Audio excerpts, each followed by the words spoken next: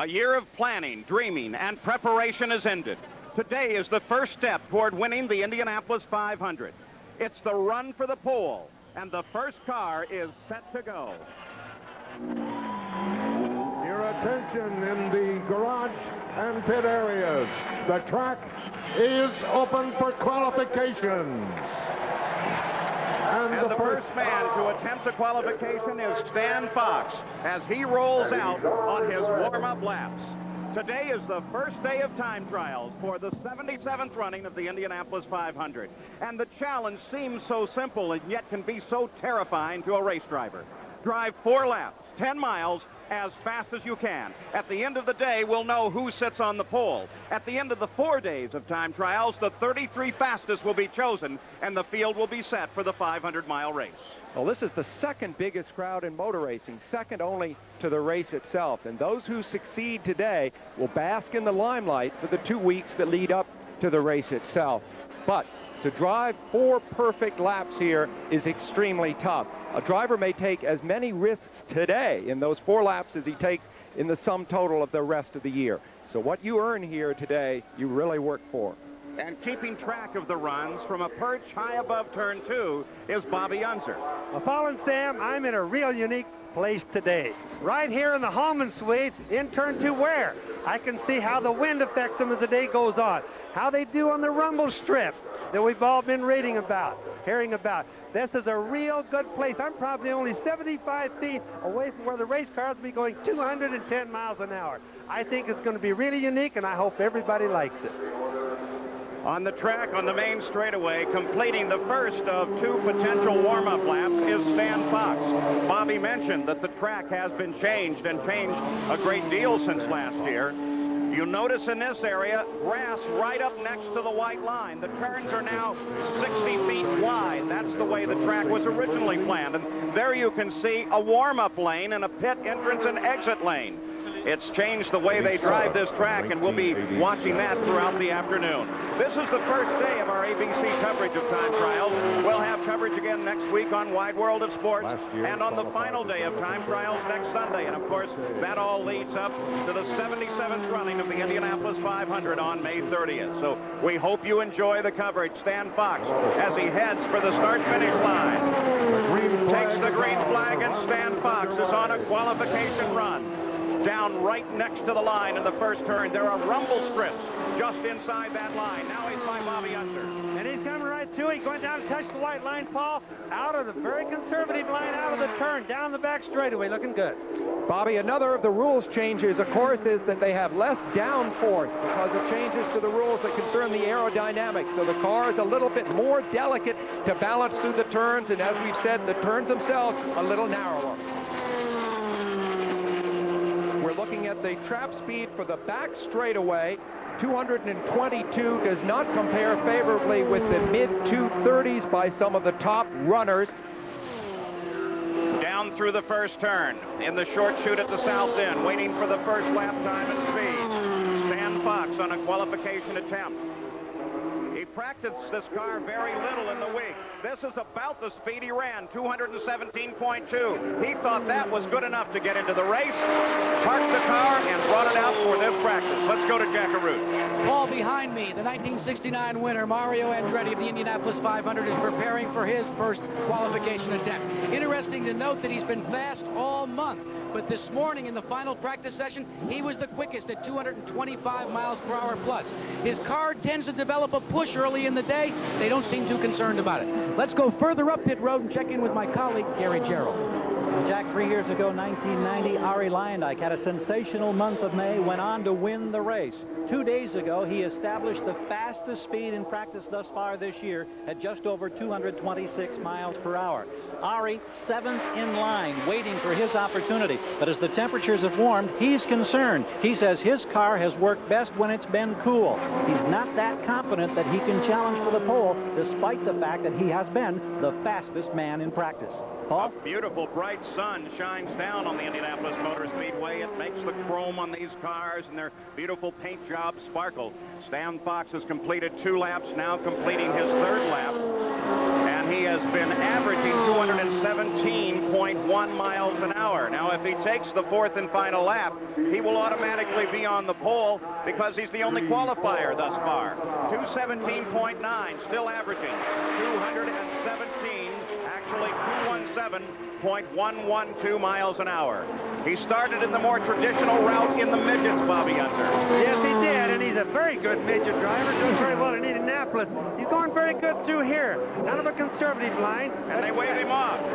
They waved him off, Bobby. Well, that surprises me, Paul. He's been running 217 miles an hour, and I think that that's more than fast enough to make the field. The crews each have a yellow flag and sit down at the far north end of the pit area. If they're not satisfied with a performance, they can wave that yellow flag, and that will abort the run. Now, Stan Fox will have 2 more attempts on that car in which to qualify. And there goes Mario, the 69 winner of the Indy 500. Mario Andretti taking to the track for what obviously is going to be one of the great tension-filled runs of his career. Looking to start his 28th Indy 500. It's been 24 years since in 1969 Mario rolled into winner's circle. You see him there. That's Andy Granatelli in the red jacket actually kissing Mario. At that point in Mario's career, it looked as if he would win race after race after race here. As everybody knows, he has not won again since that moment. Mario Andretti, who has been consistently quick in this Ford-powered machine. And today's battle will, of course, be one of engines as well as drivers. Mario Andretti starts that qualification run. He is the only driver to win IndyCar races in 4 decades. Mario was the fastest in the morning practice session this morning. He won the pole here in 66, 67, seemed to be headed for maybe a dozen more poles, but it wasn't again until 1987 that he won. So were he to snag it today, you get a sense of how dear it would really be to him. Mario's best speed of the month is 225.4 miles an hour for a single lap. Now he's on the home stretch and passes under Dwayne Sweeney's green flag as he continues his run.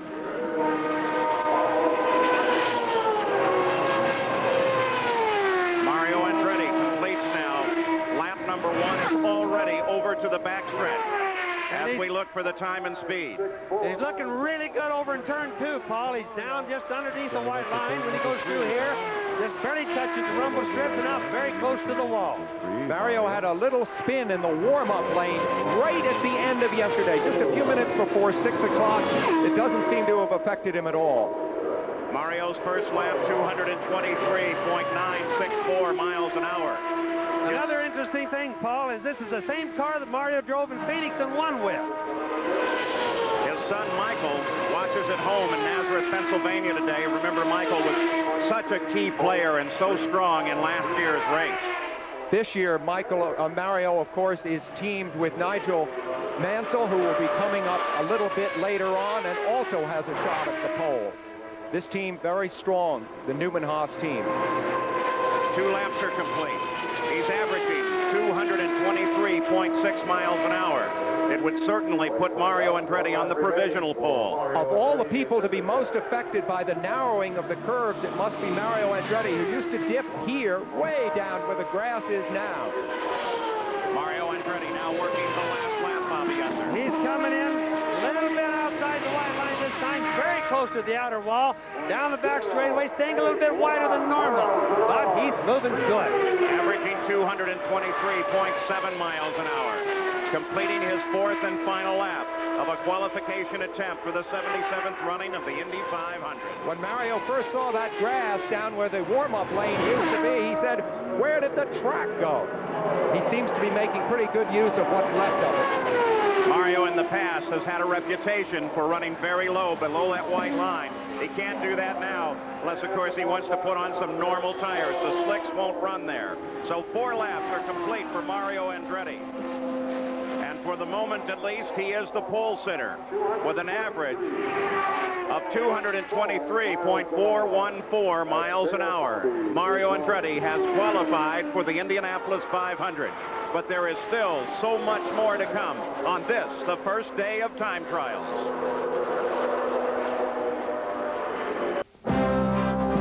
The Indianapolis 500 Time Trials. This ABC Sports exclusive. Brought to you by the Heartbeat of America, Chevrolet, and your local Chevy dealer. By Miller Genuine Draft Light. The cold filtered light with smooth draft taste. MGD Light. Say no more. By Tenactin. If you want a medicine that acts tough, get Tough Actin Tenactin. And by Goodyear. #1 in tires.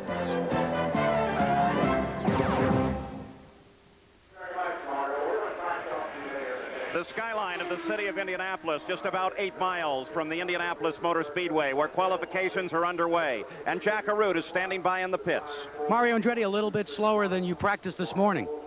Well, the track is definitely different. I can assure you. On the last lap, I just hung on all I could to turn 2, and I had to just back out of it. You know, I would have had a piece of the wall. But what effect has the changes in the track done to qualifying? well, just that. It put a bigger, tighter radius in the corners, and the car is much more critical to temperature and to track conditions. So, again, when the temperatures are this hot, you just don't have the grit to go around. Well, you'll still be looking for his second victory, Paul. Remember back in 1969, he'd like to do it in 93. And, Jack, remember 10 years ago when Teo Fabi was a rookie pole sitter at the Indianapolis Motor Speedway. He was out, took 2 laps. The first lap at 218.1. The second lap dropped to 217.7. And Teo Fabi decided to abort the run and bring the car into the pits. There's been some tremendous history since last we were here at the Indianapolis Motor Speedway. Rick Mears over the winter announced his retirement. 1 4-time Indy champion gone. And just this morning, just before the start, A.J. Foyt announced his retirement. We'll have more on that as well. It was a very poignant moment here. But a young man ready to come up who had less than great luck last year, broke his leg in the running of the Indy 500. Jimmy Vasser should be next out to qualify. Originally on the list, though, was Robbie Gordon in the 41 car of the A.J. Foyt stable. And he touched a wall with that car this morning. And so he is not out for a qualification run. That moves to the next position in the draw, and it is Jimmy Vasser. Vasser was the first man to qualify to get out on the track back when the track opened a week ago. Some of the big names yet to come out and qualify. It should be a spectacular afternoon. Jimmy Vasser, Bill Casey is his crew chief. His top speed thus far in the month, 219.191 miles an hour, Bobby. Yes, well, the thing about the track, Paul, I just want to mention real quick that it is changing a little bit over here. Sometimes it's like when Teo Fabi was running, he ran 220 this morning.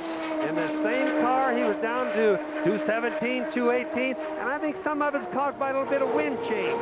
Not bad wind, but a little bit of gusting over here in turn 2. And that's what we heard Mario complaining about a little bit. He was pushing as it comes off, meaning the wind was coming out of the west. Bobby, the interesting thing, of course, is that the weather has been changing here all week long. It's been hot, it's been cold, it's been windy, it's been sunny, it's been cloudy. But we've really experienced everything, and some of the recontouring of the infield of the track being made into a championship golf course, I think has caused the eddying of winds that never really occurred before, especially near where you are coming off of turn 2. Well, I just saw Jimmy Vasser coming off the turn, Sam, and for example, he wiggled a little bit coming off over here, so maybe we're going to have a few problems in turn 2 today. Jimmy Vasser had a terrific run, the race at Phoenix last month, finishing 3rd. Now he looks for Dwayne Sweeney's green flag. There it is, and he starts his qualification run. He moves over just a little bit to avoid a piece of debris and then moves down right along the white line in the first turn. Jimmy Vasser across the short chute at the south end, Bobby. Yes, and he's coming through turn 2 really good. And again, as he comes off, a little bit smoother than the last time, but he got over closer to the wall. So he's trying to use more racetrack, which means he's probably pushing just a little bit over here. Each lap here is 2 1/2 miles around. Looking for the backstretch trap speed. That's a trap right at the end of the back straightaway, 223 miles an hour. By comparison, the faster cars during practice have been up at 235. Yeah, and as I look at the wind direction here, they have a tailwind going down the backstretch. So that gives you an idea that the building heat, the air is getting hotter, the ambient temperature is going up, is affecting their top speed.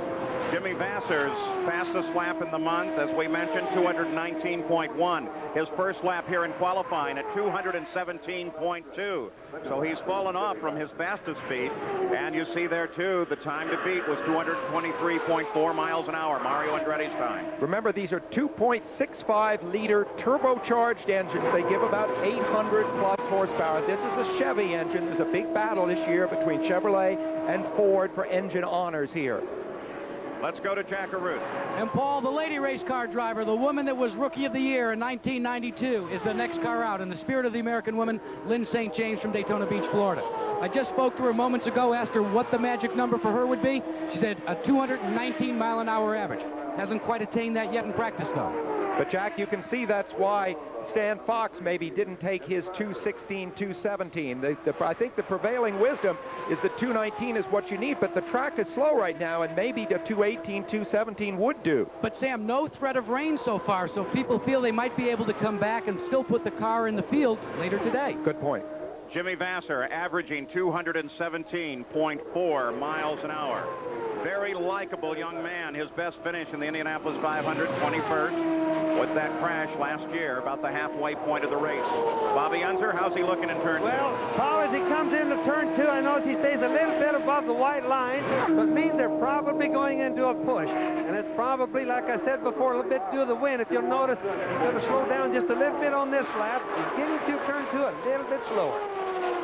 The real question for many of these cars is how slow can you go and safely make it into the field? The conventional wisdom late yesterday seemed to be 215 miles an hour.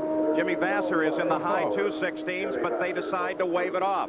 So apparently the conventional wisdom, Sam, is changing. Well, I think Jack's point that they're going to wait for later may be a valid one. Jimmy Vasser, we've talked about the changing of the guard. He's just 27. We're going to see a lot more of him. Here's Lynn St. James ready to go.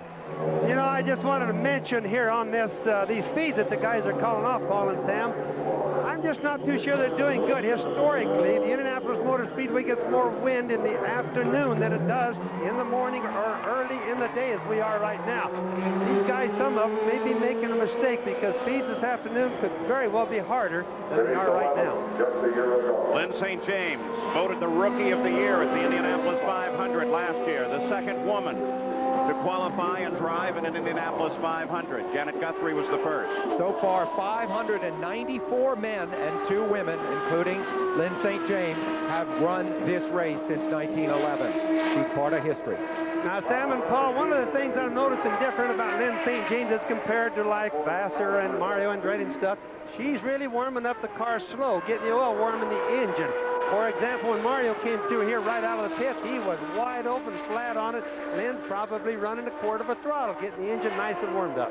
But Mario, of course, elected to take the green flag at the completion of his first of 2 warm-up laps. Everyone else has gone to the second lap. Bobby, I wonder if Mario was a little smarter, not letting the temperatures come up too high. Well, I think it's more of a tire thing he was worried about. But here with these horsepower they have available today, it's like a flywheel. You need to really get that flywheel swinging to get going. So I was a little surprised Mario did that first lap by. Of course, it's a little bit of a personality thing, too. Lynn is very methodical. It would be typical of her to take all the practice that she can get. Typical of Mario to come tearing out of there and want the pole.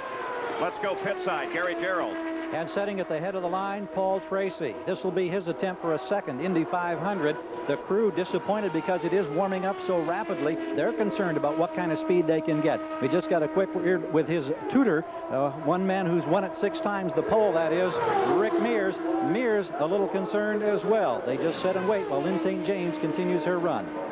Lynn St. James has just taken the green flag and begins a qualification attempt. Earlier in the week, she was running down around 211, 212 miles an hour.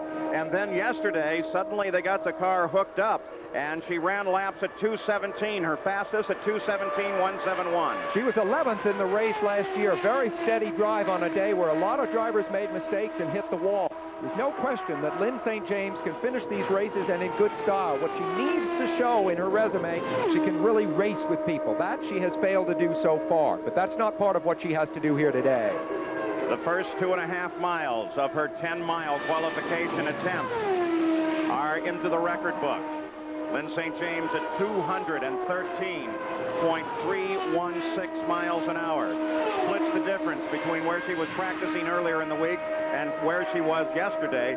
But that 213, I think, probably approximates the reduction in speed that most cars have seen today. I do too. You see, of course, the wings, front and rear on these cars. That's only part of what helps to push them down onto the road. The underside of the car is specially shaped in order to create a venturi for the air passing under the car. That sucks the car down to the track. So the total aerodynamic package, several thousand pounds of downforce.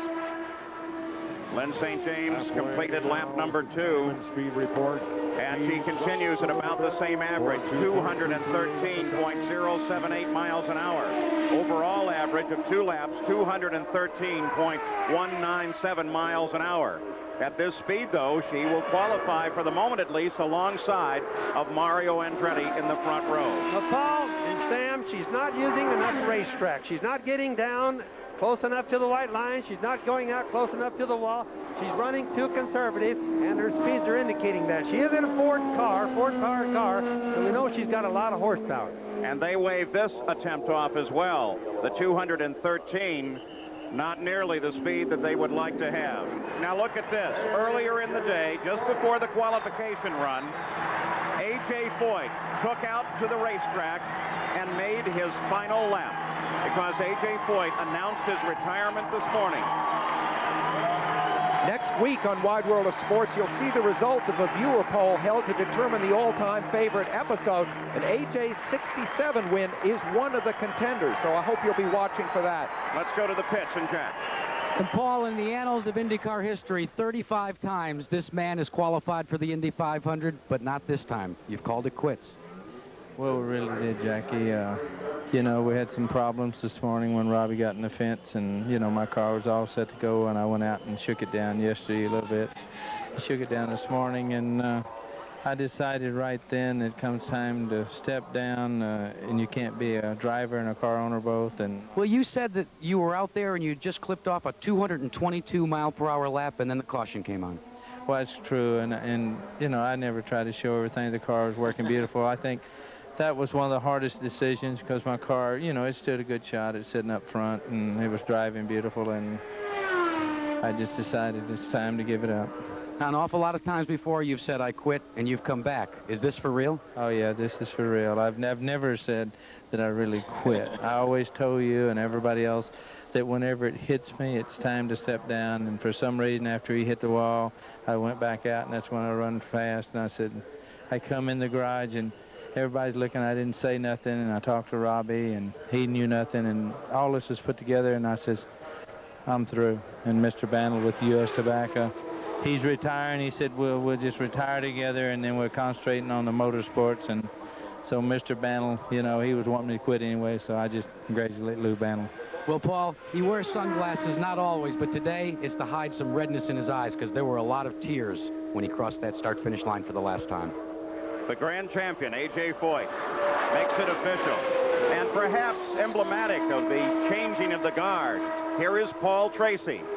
Brash young man, very, very fast, just off his first IndyCar victory at Long Beach, California, and now begins his qualification run. Yeah, in effect, in the seat that would have traditionally been occupied by Rick Mears, winner of 4 of the last 7 poles here at Indy. So we're looking at a young man, 24 years old, where an old veteran once sat. So there's the changing of the guard. Parenthetically, I'm thrilled for A.J. He did it spontaneously, which I think is the right way, and I think it's fantastic. Bobby Unser, he came through turn 2 at 217 miles an hour. How's he looking? He's whistling through turn 2. He has a really good line. He's using all the racetrack, touching the white line as he goes through, right out close to the wall. He's going to be moving. Bobby, you, of course, involved with the Penske team for many years. It seems strange for them not really to be favored in the pole run.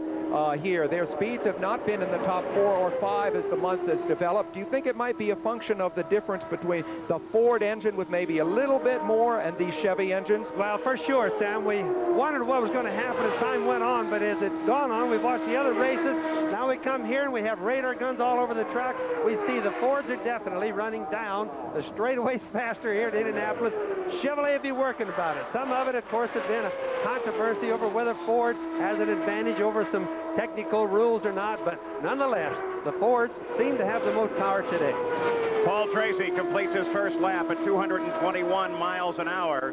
Penske cars have won 10 of the last 16 poles here at the Brickyard. Gary Gerald is with Roger Penske. Roger Penske, you watch your driver finish his second lap. The temperatures have warmed up. The speeds have come down. What will you take? Well, we'll take over a 220 for sure. I think that the track's probably slowed down a couple miles an hour, but he's got a good run going. Tell us a little bit about the progress of Paul Tracy and what it meant to get that first win under his belt. Will that make him really break through and become a prime contender here in this 500? Well, I think having a race under his belt here, didn't run the whole way, but certainly the way he's run in the first 3 races should put him well in a position to win this race. And of course, you got Emerson Fittipaldi later. Are you going to go at your designated spot or perhaps wait until later in the day when it's a bit cooler? We'll go in our designated spot, I'm sure. Okay, the speeds continue here for Paul Tracy. We look over Rick Mears' shoulder. It looks like a 220 lap, Paul. Yeah, if they're looking for 220 miles an hour, he's averaging 220.7. First lap, 221.005. Second lap, 220.756. Third lap, 226.15. Not nearly as fast as Paul has been in the month. He was up at 224.3 for his fastest lap, and on Sunday and Monday of this week, he was the fastest car on the track. A very intense month for Paul. His wife, Tara, is due with their first child on May 27th. That's just 3 days before the race. He's been calling home every day. She wishes he was there. He has, of course, got a job to do here. And Penske Racing takes the 4th and final lap, and this car is now qualified. 218.829 miles an hour for the final lap. As we look at the Valvoline speed board, he averaged 220.298 miles an hour. That puts him second quick to Mario Andretti.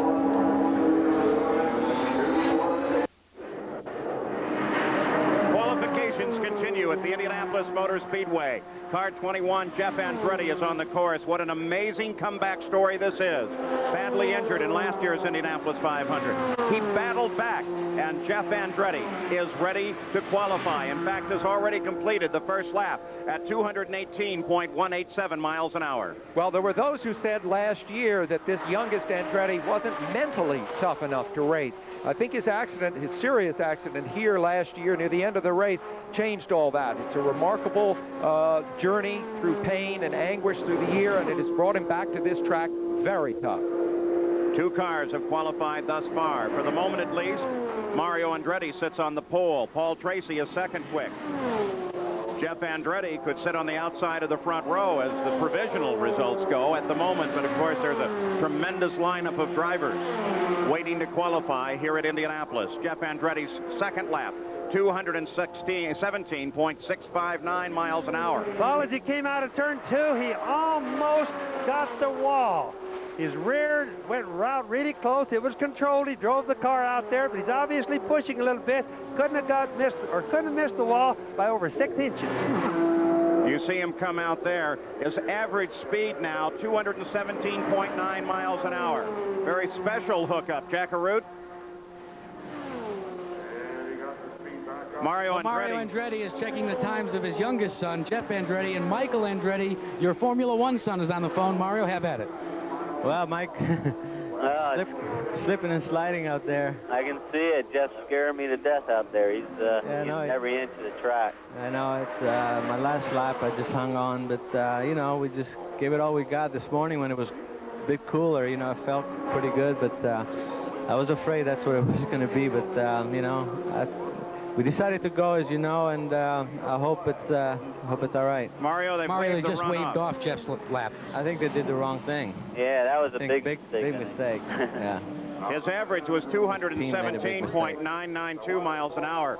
Michael, you wouldn't have waved that off, right? No, not the way conditions are. You can see everybody has dropped down tremendously in time. We'll take a look at his times once again. There they are, Michael. Mario, you know what they are. You're not happy with them waving him off. What about your position, though, Mario? It's looking a little more solid, perhaps? Well, you know, it's I don't want to speculate because you know, it's going to get better later on, you know, from 4:30 on. So it depends who waits. You know, it could be, but then somebody could go quicker now because it's all a matter of guessing on. We follow the weathermen too much, I suppose, and that's all we had to go by. And we anticipated some clouds this morning and the weather to be quite a bit cooler, but it just turned around big time. So I think we missed the setup somewhat, for sure. Well, Mario, we know you want to get down and talk to Jeff about that qualification attempt. Michael, good to see you Paul, finish one in Formula One. It looks as if Ari Leyendijk's ready to give his try to unseat this man off the pole. So now we wait for Ari Leyendijk, the quickest man thus far during the month of May. And Paul, Ari is like a mirror, really. He walks around the pits, and when he's not feeling good, he's kind of closed. He doesn't see the people around him. He doesn't react to the fans. This whole month, if you're 100 feet away, he'll catch your eye and give you a wink or a wave. Ari is having a month a lot like the one he had back in 1990 when he qualified third and went on to win the race. He's very, very confident. He turned a practice lap at 226.182 miles an hour. Did that on Thursday. That is the fastest lap of the month by any car that was practicing. And now the green flag comes out. Possible run for the pole here by Ari Leyendijk. It's interesting, he was not particularly successful in any of the first 3 races of this year leading up to this. And suddenly the team, the Chip Ganassi team, has found the magic. He's in turn 2, Bobby. He comes out of turn 2 or through turn 2 looking really good. But what's happening down here is it's becoming gusty. The wind, for example, in between the suite where I'm sitting and the grandstand is starting to get to the race cars. So you can see the guys being a little bit conservative. 220 on the backstretch. That's very slow. Gary Gerald, you have an update? Chip Ganassi has gone down to turn 4. They'll make the decision whether to wave it off. We asked the crew up here at start-finish line what they'd take. Mike Hall, the team manager, says we think anything over 220 will take automatically. But, of course, the final call comes from Chip in turn 4. And not anywhere near it. 215.254. The speed on the first lap. 215.254. That's an 8-mile-an-hour drop from Mario Andretti's fastest 4-lap average, which is the fastest average of the day, and provisionally has Mario on the pole. Oh, yeah, that's not a function of the heat of the day or the wind or anything. That's a mechanical thing, and you can see him pulling. He's giving it up. Yeah, down. We know, Paul and Sam, as they come through turn 2, like when Ari is last lap of watch, he's really got his hands turned a long way. Means that the car is pushing. The wind is changing. That's what's bothering the guys right now. We really don't have a lot of heat yet, but the wind is obviously changing. I watch the flags blow one way. Your windsock on that side of the track will blow another way. When I look down into turn 3, sometimes it's blowing a different direction. So I'm sure that the guys just don't have their chassis set right for all these different wind conditions. One of the real problems, swirling winds, as we look at the windsock in the past few seconds, it's gone from 15 miles an hour and dropped down just a few seconds ago to almost dead calm. Here is Danny Sullivan, 85 winner of the Indianapolis 500, as he rolls out of the pit area. Next Saturday on ABC's Wide World of Sports, we'll be back here in Speedway for continuing coverage of the 500 time trials, as the best battle the clock to qualify for the world's greatest automobile race. And then next Sunday, well, we've got coverage of the time trials, and immediately following that, the International Race of Champions. So you want motorsports, ABC is the place to be. You know, you think of the Planet Hollywood party that Danny had just a couple of weeks ago with Victoria Principal there, and it's a kind of hark back to the days of Danny as a kind of glamorous figure. But lately, he's been more and more serious about his motor racing. The image in my mind is after Long Beach, he and Julie, their son Driscoll, walking along with the stroller. Danny is family man, Danny is dedicated professional, taking the place of Danny as the glamour man. Still warming up for a qualification attempt here at the Indianapolis Motor Speedway. Danny Sullivan, the 1988 PPG Cup champion, '85 winner of the Indy 500. I think the image that will always be associated with Danny Sullivan was what happened here in 1985. He passed Mario for the lead halfway through the race. He spun. Somehow he did not touch Mario or the wall and went on to win that race. I think that image is engraved in all of our minds. When you say Danny Sullivan, you think that.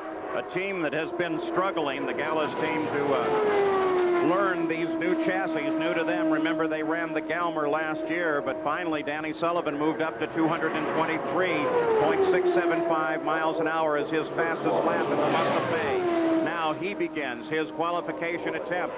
Still only 2 cars in the field, Mario Andretti and Paul Tracy, Bobby Hunter. Well, he's looking very good coming down through turn 2.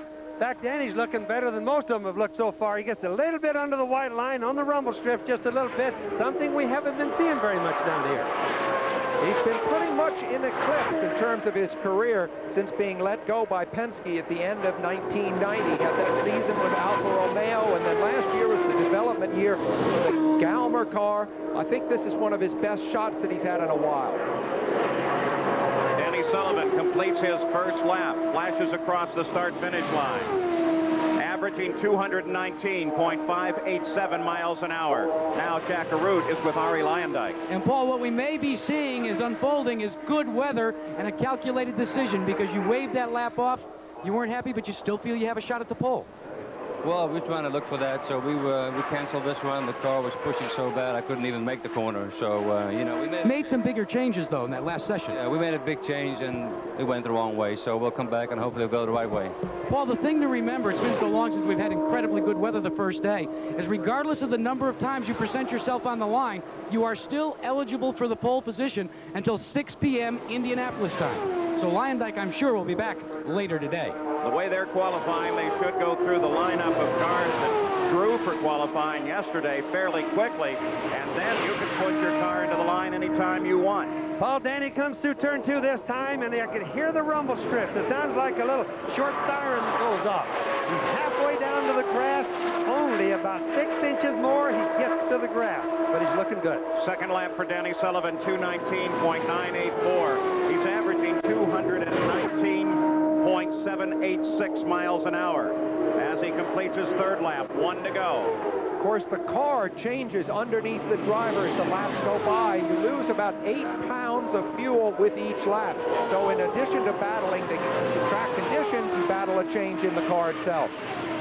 Paul Harkus, the chief mechanic on this car. Danny started in the 3rd row each of the last 3 years. Now working his final lap. Well, Paul, you know, this is certainly slower than what he's been running at a 223 earlier this morning, but he's really looking smooth through all the turns. And it looks like they're going to accept this run, despite the fact that it's sub 220. Get the car in the field and start working it for race day. That'll give him another full week of tests on the race setup. So Danny Sullivan acknowledges the checkered flag indicating the end of his 10-mile run. He averaged 219.428 as you see all the speeds on the Valvoline speed chart there. The pole position, Mario Andretti, still 223 miles an hour. And yet to qualify, some key contenders. Scott Goodyear will be out next. He finished 2nd last year here at Indianapolis. Al Unser, Eddie Cheever. Robbie Gordon in A.J. Foyt's car, that's a question mark. We'll just have to wait and see. But you can see there's a great deal to come yet in the first day of time trials, the run for the pole here at Indianapolis. So Scott Goodyear should be next out. And there is the Walker Motorsports Ford-powered car as the fire is lit in that engine. And the Canadian, winner of the Michigan 500 last year, 2nd last year here at the Indianapolis 500, begins to roll away. It's hard to believe that a driver with Scott Goodyear's level of accomplishment could still be considered an underdog, but that he is. As you said, he has the best record in the long races on the high-speed tracks last year and may very well have it again this year. His team, headed by Derek Walker, is definitely one of the most competent in the business. You know, one of the things, Sam, that we're going to find out, going through turn 2, very conservative, just warming up right now, but what we're going to find out is that this team, Derek Walker, who I think is one of the better chief mechanics or team leaders Carey came from Penske. We're going to find out whether those guys right now are able to adjust for all the problems the other guys have been having. You know, you think back, when you think of this man, Scott Goodyear, to last year, the closest finish in Indianapolis history, the blink of an eye. And you know, on his cool-off lap, he was in an agony of disappointment. He radioed back to Derek Walker, I failed, little realizing the import of what had actually happened. And of course, he created one of the most exciting and historic moments in Indy history. Continuing on his warm-up, he picks up the pace. His top practice lap in this car, 224.6 miles an hour. He's also had his backup car out, what they call the T car, in his case 2T, and he's had that car at 221.822 miles an hour. Now he looks for the green flag. This is the second of his 2 warm-up laps. There it is. And Scott Goodyear begins a 10-lap qualification run. Gary Gerald, you have an update. We just chatted with Derek Walker before he headed to turn 4. We said, what'll you take? He said anything over 224, and then he laughed, and he says, we just want to get it in the show, Gary. I said, well, will you consider going later in the day?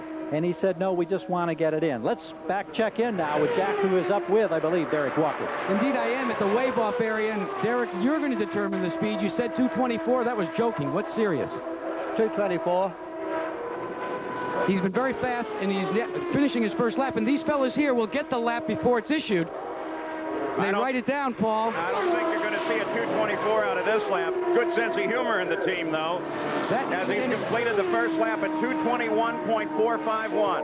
2.5 miles an hour slow. What's the story? No, we're just going to run the quickest 4 laps we can and get it in the field. If it's good enough to get on the front row, it'd be great.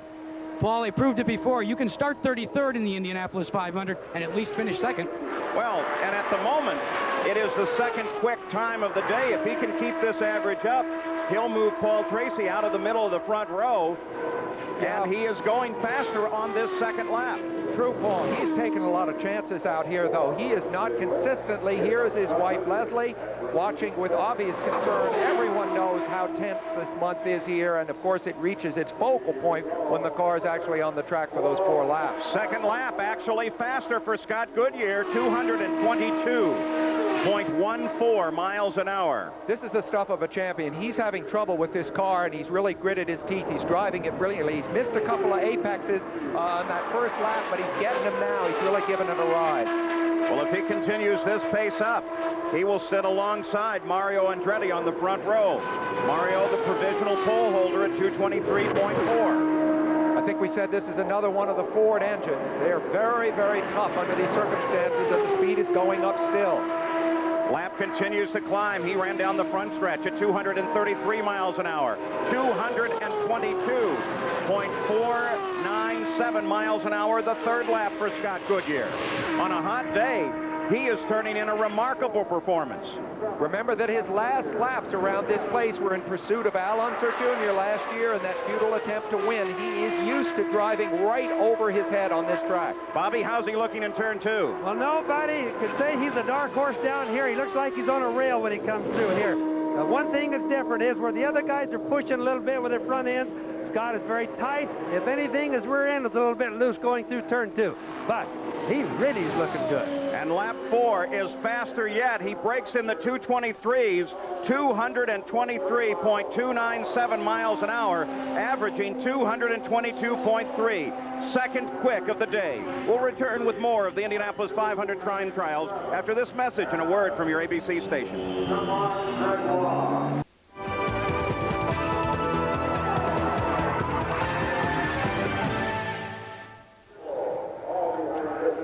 The run for the pole continues at the Indianapolis Motor Speedway. Here's the way they are at the moment, with Mario Andretti on the pole, Scott Goodyear just qualifying alongside, Paul Tracy outside. The only other qualifier, there have been a number of wave-offs, is Danny Sullivan, who, of course, at the moment would be inside the second row. Let's go to the pits and Gary Gerald. And Scott Goodyear here with the helmet now off. You got faster on every lap. That must give you satisfaction.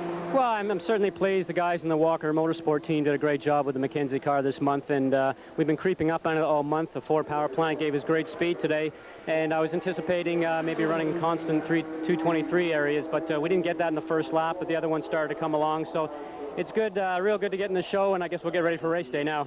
We were comparing your laps with Mario's. Mario was a little slower than you on the straightaways, but he was quicker in the corner. Does that surprise you at all? Well, you know, we learn as we go along, and I think we'd run a little bit more downforce today if I was to do it again, because track's getting hotter, it's greasy, and you need a little bit more downforce. So I was to do it again, I'd certainly do that and forsake the straightaway speed for the overall time. And I guess that comes with age and you're learning, I guess. Well, the man who gave us a great thrill with the finish last year, right up there in the front row for the moment. Thanks, Scott. Let's go up to Jack Arute. And Gary, a 4-time winner of the Indianapolis 500, Al Unser Sr. is strapping himself in Kenny Bernstein's car. He will be the next to take to the Brickyard, the 2.5-mile oval, to see where he will start in the 77th running of the Indy 500. Paul?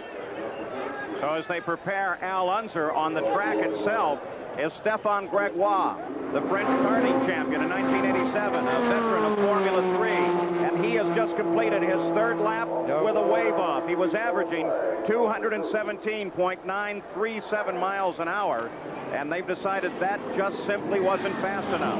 It's a function of how ambitious they are for this young man that they would wave that off. He's that magical age of 24, the same as Tracy and Gordon. It seems to be the coming thing to be about of that generation. I think he is going to be a hot contender for Rookie of the Year. You know, there's one thing, Sam and Paul, that you can't say about this guy, Stephen. He is trying. As he comes off of turn 2, the car takes 3 big wiggles. The third lap around, I really thought he was going to crash it, but he never got out of the throttle one time. So now we wait for Al Unser. There's his son, Little Al, the reigning champion here at the Indianapolis 500. Watching as they finally strap him in. Now, the car owner of this car, of course, is Kenny Bernstein. But he's at Memphis Motorsports Park today. He's driving the Mid-South Nationals in his top fueler. But the good news is he's on the phone with us. Kenny, how are you? Doing fine, Paul. How are you doing? Well, we're having a great day up here. I hope the weather's good down there. You're in qualifying. How have you qualified thus far? Well, right now we're sitting in 4th position, and the weather here is great. It is hot, 86 degrees here, so we're facing some of the same things I'm seeing on television right now. Slick racetrack. What kind of times and speeds? Last night we ran 497 at 290 miles an hour. In the 4 is not bad at all. No. Good luck down there. Let's keep an eye on your car now as it begins to roll away. What kind of month have you had thus far, Kenny? Well, it's been trying with 3 race cars. It's very difficult, believe me, but the team's done a great job and worked hard. Al's been a little slow coming up to speed, as well as Crawford. Guerrero's done real well, but we'll see how Al does today. It looks to me like the conditions changed a lot. I hope the guys have got it together and do the best they can. Kenny, this is Sam. Roberto Guerrero had problems with an oil leak this morning and is going to have to qualify with no practice this morning. Do you think that'll affect him? I don't really think so, Sam. He's been awfully comfortable all week long in the 222, 223 range.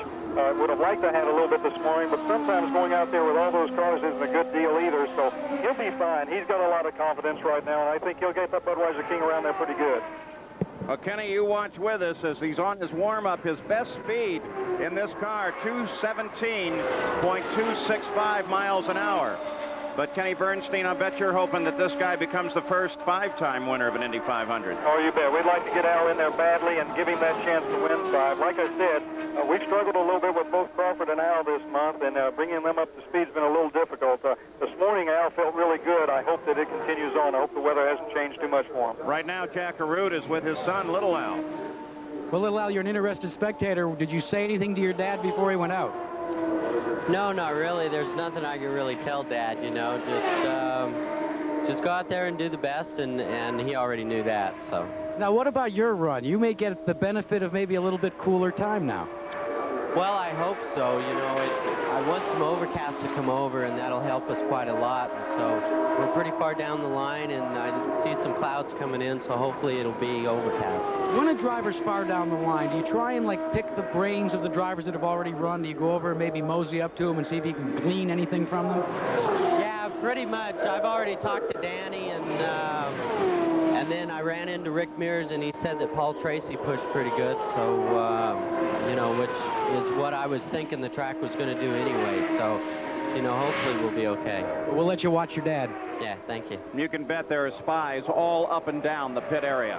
You know how times change. Just a year ago, Rick Mears was still very much in business and favored to have 5 wins here, break through that barrier. A.J. Foyt was still racing as of this morning. A.J. Foyt has retired. Rick Mears, of course, retired last fall. The man you see on the track right now, Al Unser Sr., is the only person alive with a chance for 5 wins of the current crop of drivers. 26 Indy 500s behind him as Big Al, Bobby's brother, is in the short chute.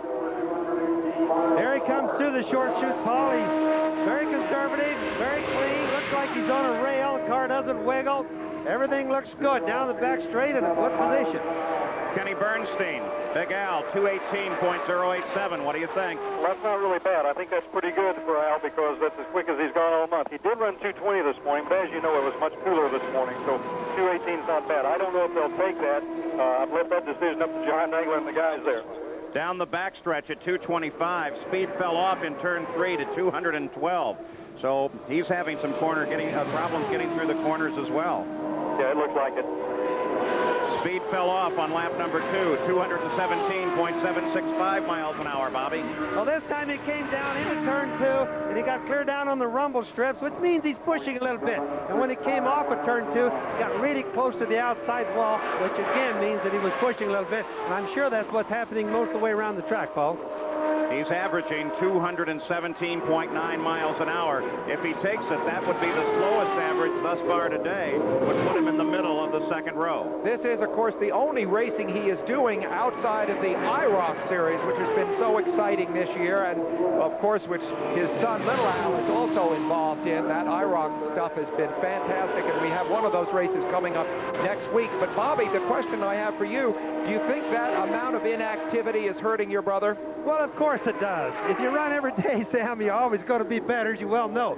But Al has an awful lot of experience here, just like A.J. Foyt did, and we know how fast Foyt went this morning, so experience sometimes overcomes the youth. Kenny Bernstein, he's averaging 216.8. Would you take this speed? Well, I kind of felt that 217 was a good number, so I think that they're probably looking at 217. Now if they wait him off. Yep, the yellow flag comes out. The crew waves him off. So they will not take this run for Big Al, and Kenny, you might have taken that, but obviously they're seeing something you're not. No, I don't know if I would or not at the time. Like I say, we felt this morning 218 might be the way to do it. 217. You got to remember, it can get cool tomorrow, next week. There's lots of time. They got 2 more chances, and they did the right thing. Well, Kenny, get back to your top fuel or get a win down there at Memphis for us, and then get back up here so we can watch your cars in the Indy 500. Thank you, Paul. Thanks, everybody. Have a good day. Thanks for being with us. Kenny Bernstein on the phone from Memphis Motorsports Park as the time trials continue at the Indianapolis Motor Speedway.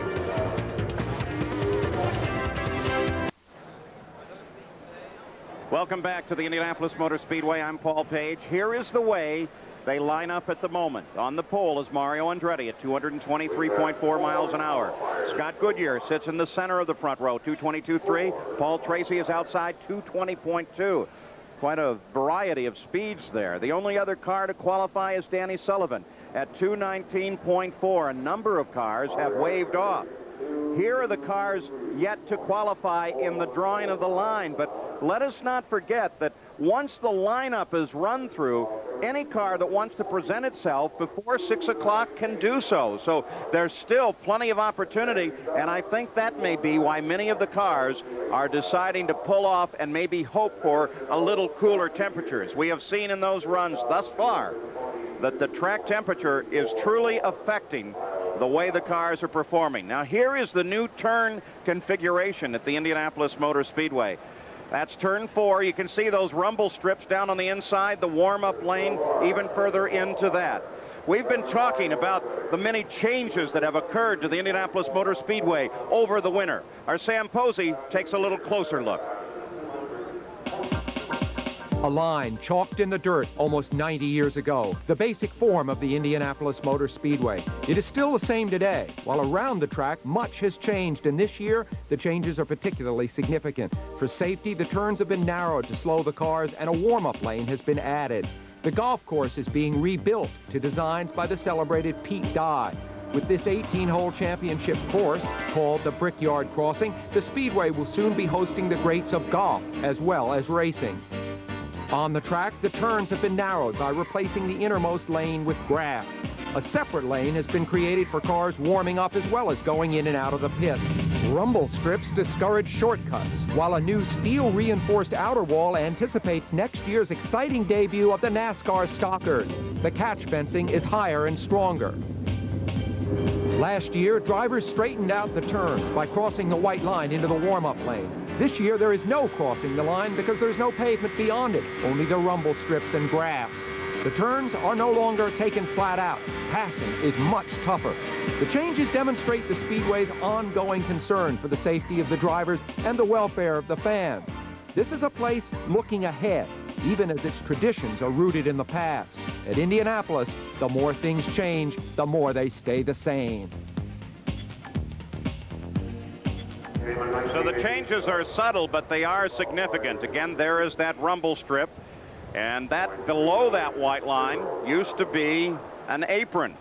A lot of cars ran well below that line, but they don't do it anymore. Bobby Unser, what do you think of the changes? Well, I think they're good, Paul. I think having a 2.5-mile track is good, number one. Number two, I believe that when you're on the track, that you have more banking. When they used to run on the apron down there, there just wasn't as much banking, so it's a lot faster the way it is. But it's going to take the drivers a little time to get used to it, especially when they develop bad habits for so many years of running down on the apron.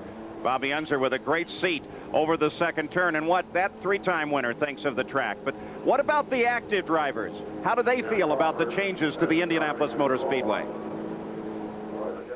Well, it's going to be more critical, more difficult to put together 4 consistent laps.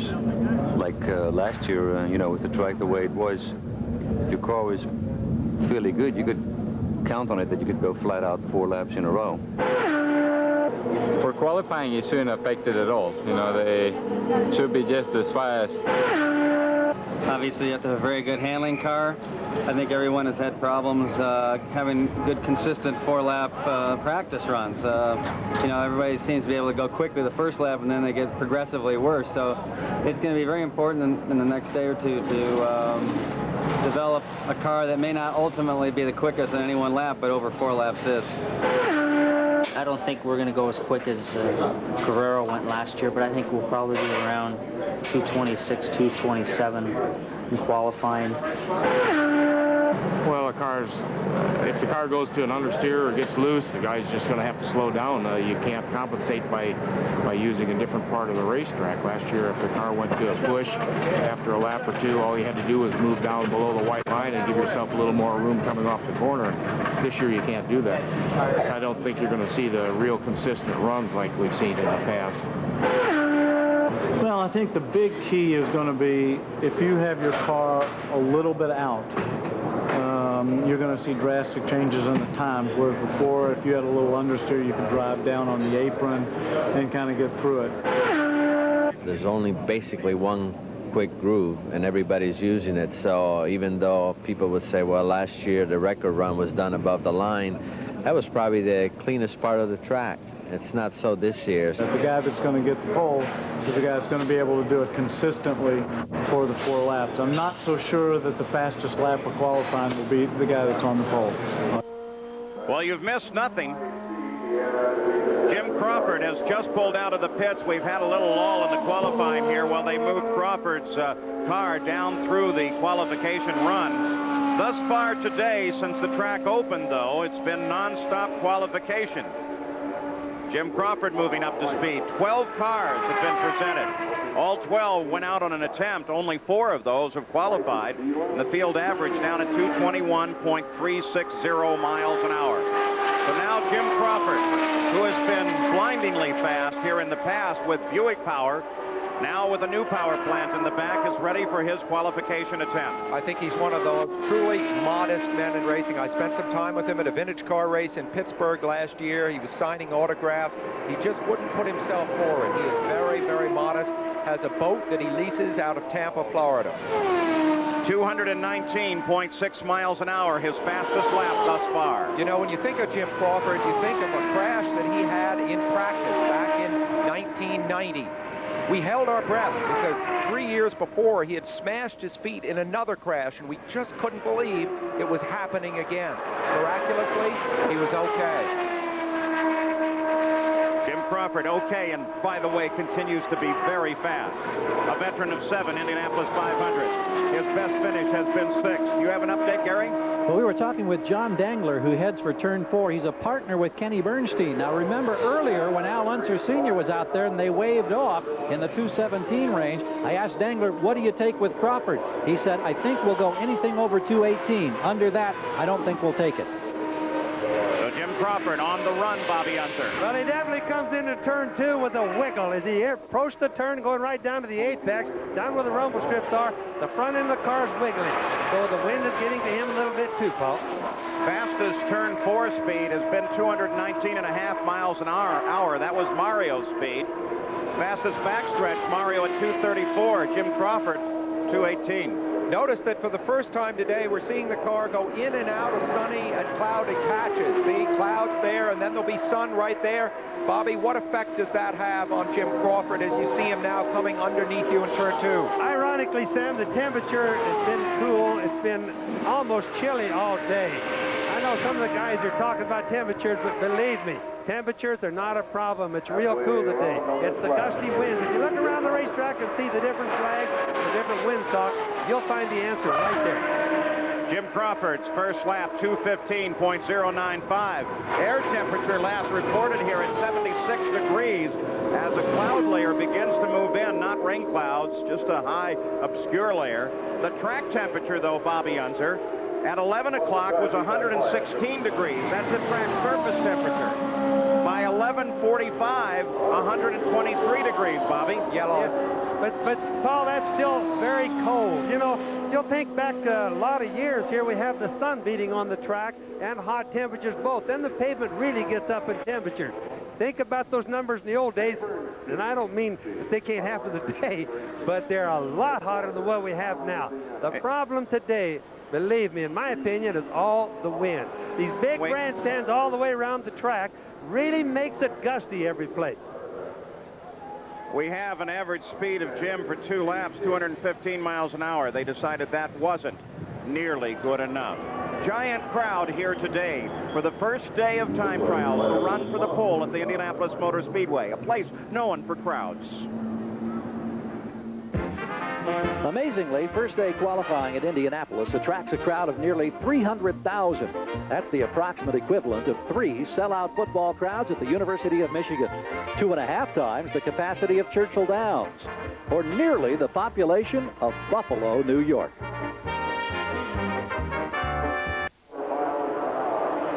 Back in Indianapolis, qualification run underway, just completing his first lap, Gary Bettenhausen, looking to make it into his 21st Indianapolis 500, the first lap at 217.744 miles an hour. One of the 3 Menard cars entered with these very, very bright paint jobs. Of course, it was one of the Menard cars that last year Al Unser Sr. drove to that surprising 3rd spot. Buick power in these machines, Bobby. A development program that Buick called an end to, but the engines continue on. Yes, they do. They're a lot quieter running, but they have a lot of power. In the turn 2 right then, incidentally, got in a little bit early. Hit the apex a little bit early, got very close to the wall and wiggled good coming off of turn 2, Paul. He picked up his second lap considerably, 219.5 as opposed to the 217.7. So the second lap was good for a full 2 miles an hour. He's definitely the emotional leader of the team, which of course contains also Nelson Piquet, the twice world driving champion, and Jeff Brabham.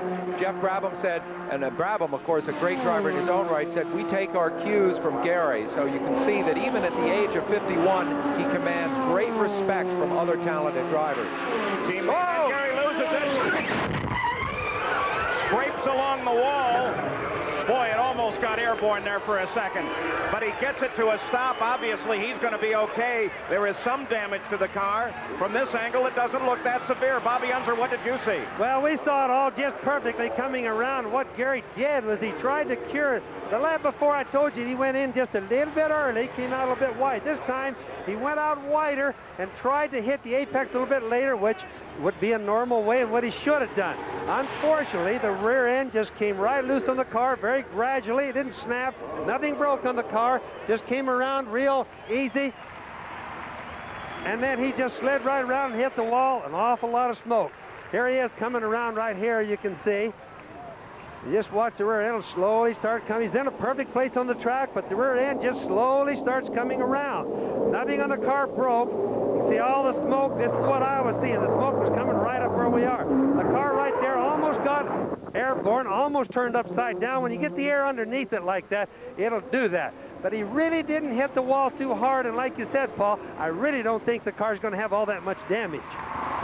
He was averaging 218.484 miles an hour, had completed his third lap at 218.2 for that lap, was working his final lap when he lost it in the second turn. One of the motivations that the engineers had when they narrowed the turns here was to try to keep the cars closer to the walls as they were going through the turns to reduce the angle of incidence should a driver lose control. And I think it worked perfectly there. Had he been down on the apron, he might have spun up more and hit at a bigger angle. Sam, and out of all of the accidents that we've seen so far this month of May, we've seen this track is a whole lot better. Nobody's hitting the wall nearly as hard as they used to, so what you've said has been working in every case that I've seen. Interestingly enough, all the accidents in the month, save one, have been in the south turns, the first and second turn. Here is one in the second turn with Gary Bettenhausen. See, the wind would have been blowing behind him as he came out of turn 2 here. The wind is blowing north out of the south. Here he was as he worked through the short chute at the south end, made the turn, was high going into the corner, the back end came around. See, just at the point where he lost it, he had the least downforce because the wind was suddenly behind him instead of ahead of him or beside him. And you know, because of the real nice position that we have this year down here in turn 2 up in the home and suite, we can really see these things kind of happening before they happen. So I've never seen anything as nice as I have down here this year. Did you feel the impact, Bobby, below you? Well, I certainly heard it. Even with my earphones on, I could hear it really loud. So Gary Bettenhausen's car now on the hook. He is out of the car and okay. We'll return with more of the Indianapolis 500 time trials after this message and a word from our ABC stations. The Indianapolis 500 time trial. This ABC Sports exclusive brought to you by Miller Lite. It's everything you want a beer to be. By Goodyear, #1 in tires. By Valvoline, people who know use Valvoline. And by the heartbeat of America, Chevrolet, and your local Chevy dealer.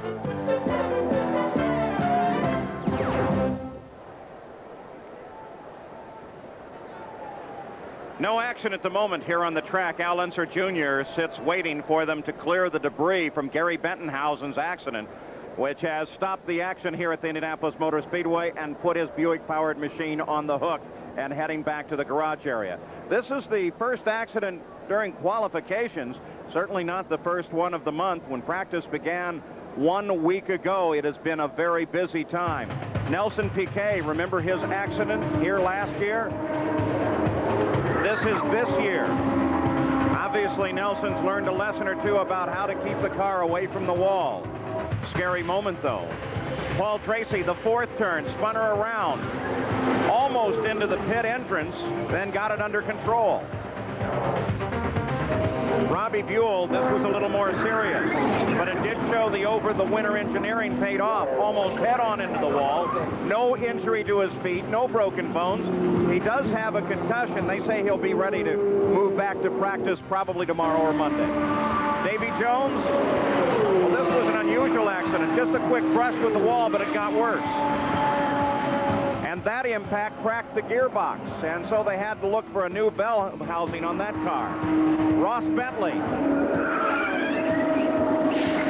In the short chute, the south end plowed up a lot of grass, but barely kissed the wall.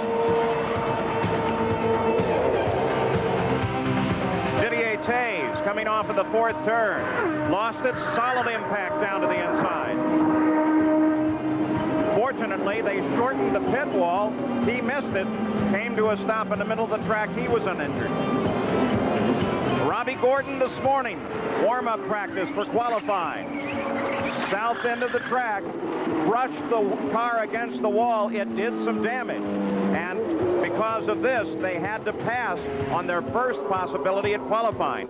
Right now, rookie Robbie Gordon is with Jack Arute. And Paul, Robbie Gordon is looking over his mentor's car, A.J. Foyt Jr. It still carries the number 14, which, by the way, you will never see at the Speedway again. The number was retired.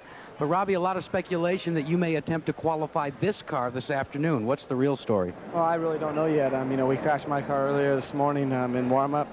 You know, we were running 220 miles an hour and hit the wall. My car probably won't be running until Monday, so I really don't know what the plan is for this afternoon yet. How does a driver shake that off, especially in your early years at the Brickyard, when you hit one like that, when you're right on the verge of maybe having a good shot at a front row position, then it all goes down the tubes? You know, it's really a bummer. You know, we ran 222 already this month, and we had some good times and some good speed. And to have a good car like that, and then all of a sudden it's gone, and you're looking at first weekend of qualifying, maybe passing by, but then, you know, we have A.J. Foyt who retired today. You know, he's going to give me 110% to get me up to speed before the race, and I think that's going to really help. It's just, it's nice to be driving for a guy like that. What did Foyt say to you when you came back? Foyt really didn't say much. You know, he didn't say much about retiring. He didn't say much about me crashing the car. I mean, you know, one of these deals, you know, we had a good car. You know, I can't believe it's gone, and you know, the car's not gone. It can be fixed by Monday, and AJ's car is still good, so I really don't know what the plan is. Well, the latest that we heard from A.J. Foyt is it doesn't look good for Robbie to qualify today, Paul Page. They want to sit him down and let him take a try tomorrow. Earlier in the week, after the first brush with the wall, as we watch Al Unser Jr., who has begun to warm the engine for his qualification attempt. There's his dad, four-time winner, standing by to watch this run. AJ was really getting on Robbie's back about how he was driving it, and then the legendary mechanic Smokey Unick walked into the conversation and says, AJ, just stop and remember your first years here. That kind of quieted AJ down, at least for the moment. Al Unser Jr., study of concentration.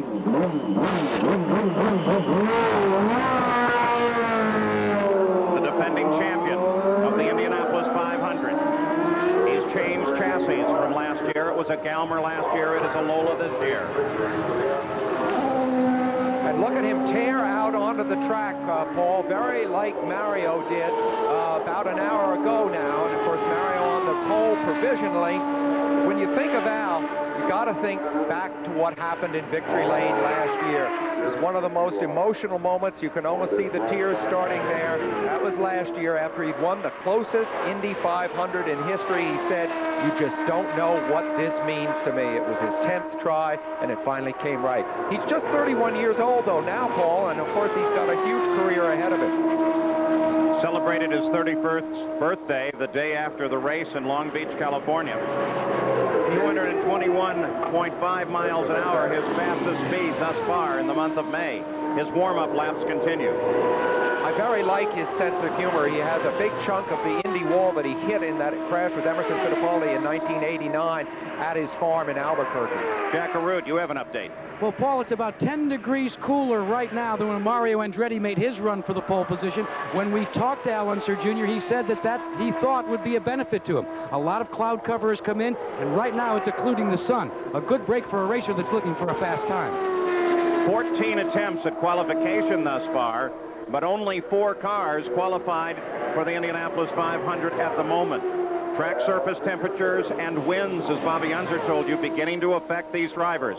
Al Unser Jr. takes the green flag and heads for Bobby Unser in turn 2. He's really nice down through here, Paul. He looks like he's on a rail. He's right down, touches the white line in the middle of the turn, out very close to the wall. Right now, he's got the thing glued to the track. Through the first 2 turns at 217 miles an hour. Looking for the backstretch trap speed. Actually comes through the backstretch at 227 miles an hour. Jerry Gerald is in the pits with his wife, Shelley. Shelley, tell us about the emotion, the anxieties that you feel at a time as he completes that first lap right now. Well, it's kind of like a workout because your chest, when you hear it. And how is it remembering that the last time you saw him on this track and the dramatic finish when he held off Scott Goodyear a year ago to get the win? Same kind of feeling, not quite as intense, but the same kind of feeling. Your heart wants to just come out of your chest. So, and if he can keep doing that, he'll be looking real good with what's been happening today. So. I think that gives you a good feel for what Indianapolis is all about. Paul? 221.997 miles an an hour on the first lap for Al Unser Jr. He is already on the home stretch from Albuquerque, New Mexico. Very proud of that New Mexico heritage, as is all the family. In fact, he has a Newell motor coach that has a total southwestern motif inside it. It's just beautiful, parked here at the Speedway. Bobby, he's still looking good. Paul, he's using all the racetrack down here. He has a very good line. Everybody up here just giving me the good okay signal because he's really where he should be through the turn down here. 222.063 for the second lap, averaging 222.030. You know, Shelley mentioned the high emotions. The driver, obviously, his heart rate triple probably what it would be normally. Your heart almost in your mouth as you drive around. 1 lap to go, but yet you must be very calm and deliberate with your moves at the wheel. So your heart races, but your body must be very cool. Bobby, if he can keep this pace up, he can push Paul Tracy off the front row.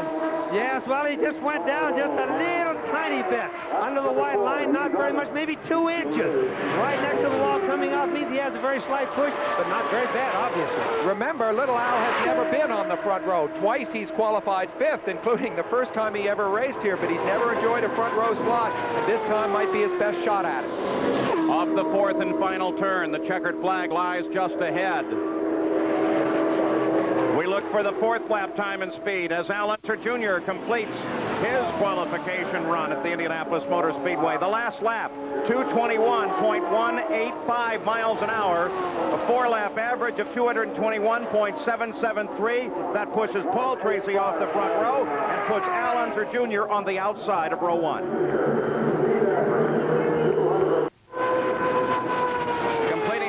Of a qualification attempt at the Indianapolis Motor Speedway, a man to very definitely watch.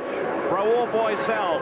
Last year, he substituted on the Dick Simon team for Hiro Matsushita, who was injured in the practice.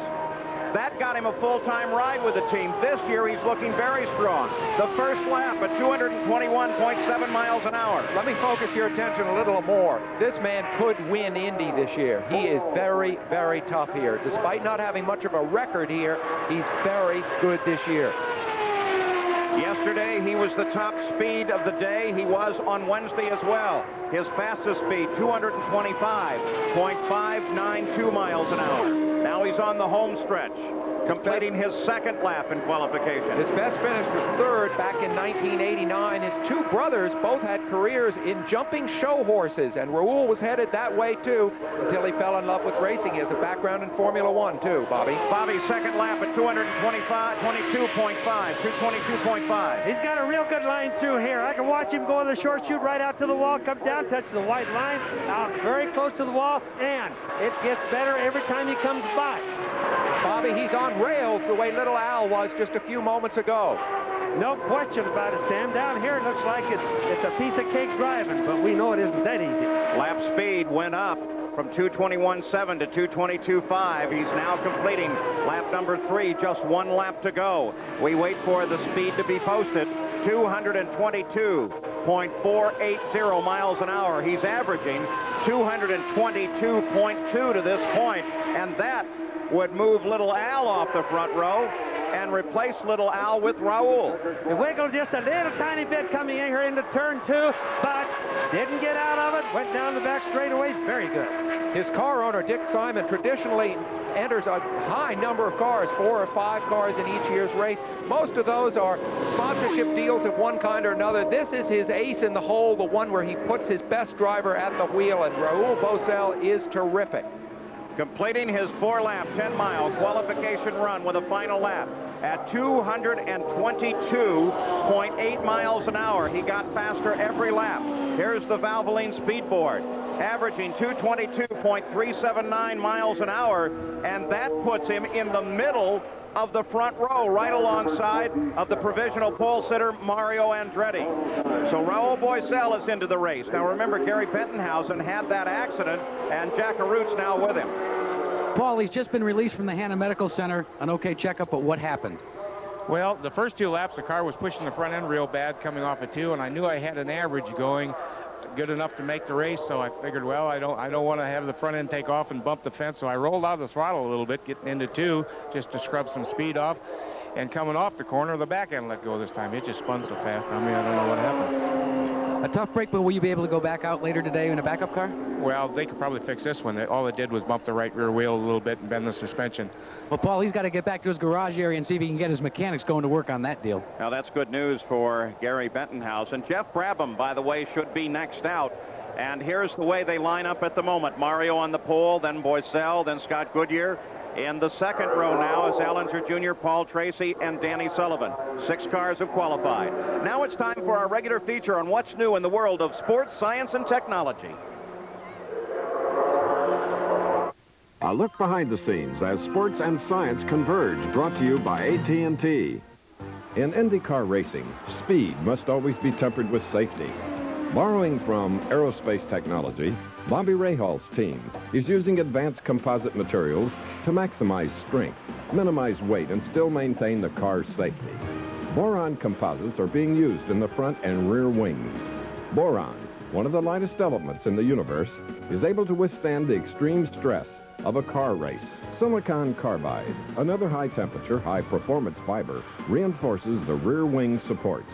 The body is made with a carbon fiber aluminum honeycomb core to allow for the varying densities needed throughout the chassis. By using composites, not only do we get torsional rigidity, not only do we get increased crash worthiness or safety, but we get a lighter car. You don't progress if you're not willing to, as I say, stretch the envelope. Tomorrow on ABC Sports, the NHL Stanley Cup playoffs continue. The New York Islanders head north to Canada to take on the Montreal Canadiens in game number 1 of the Wales Conference Final. Live action begins at 1 o'clock Eastern, 12 noon Central and Pacific, tomorrow on ABC Sports.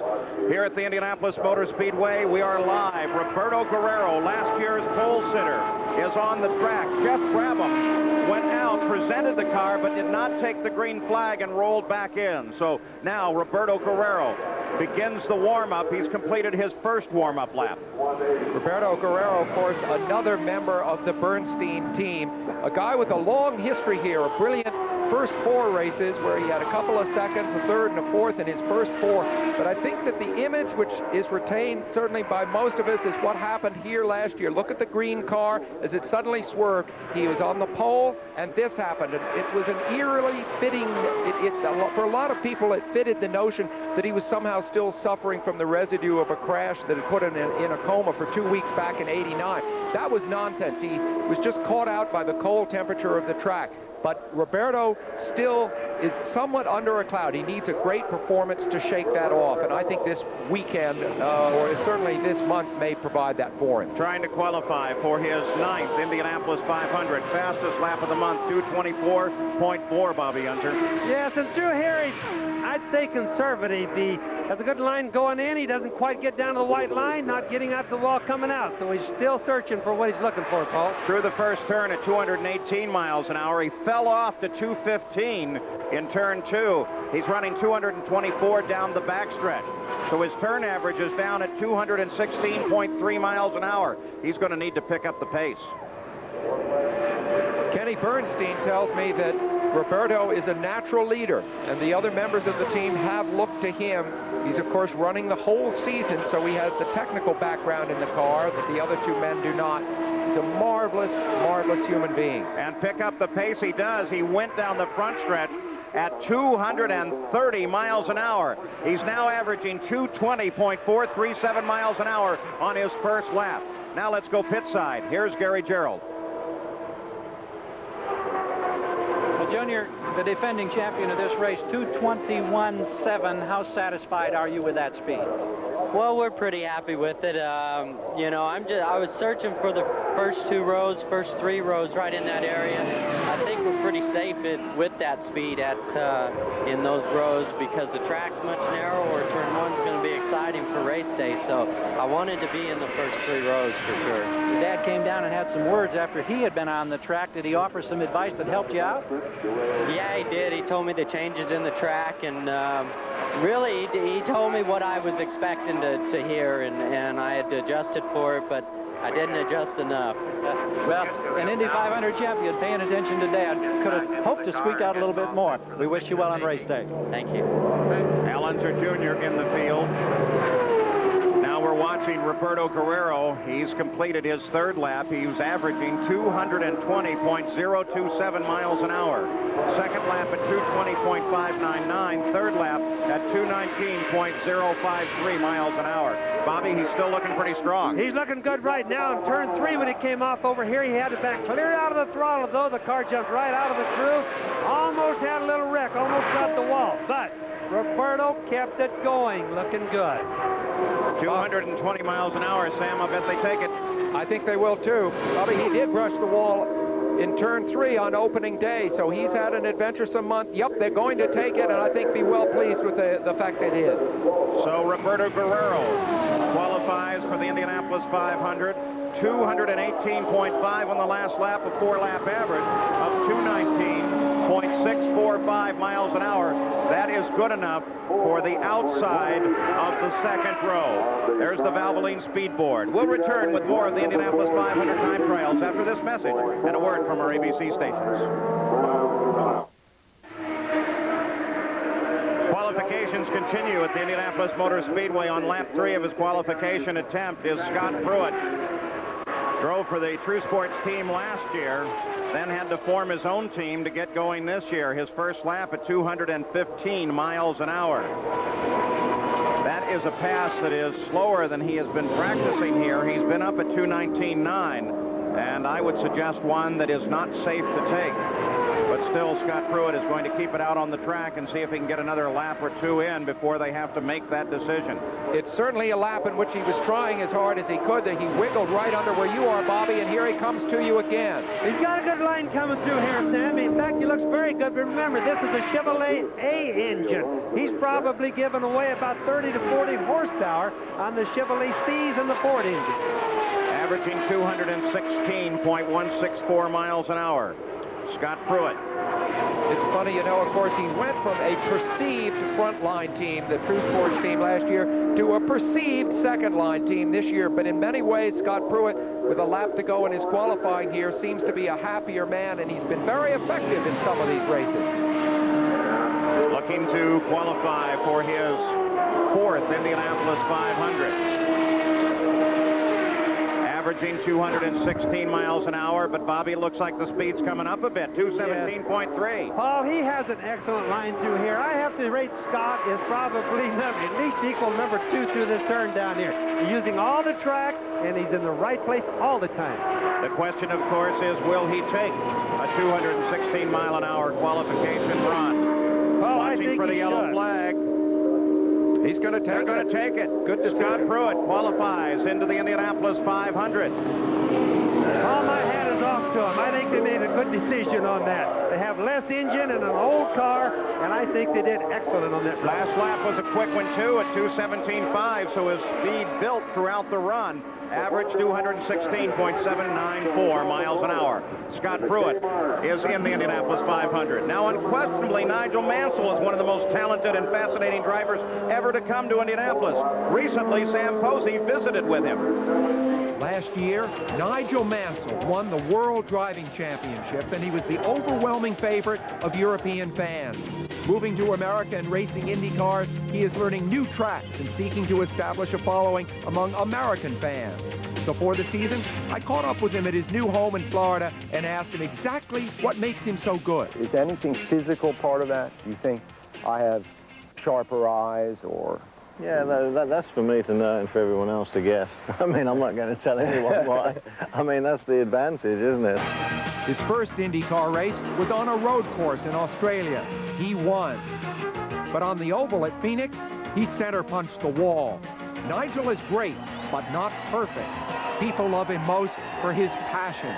Now he comes to the oval at Indy. With the prediction of how things will go, his close friend, golfing great Greg Norman.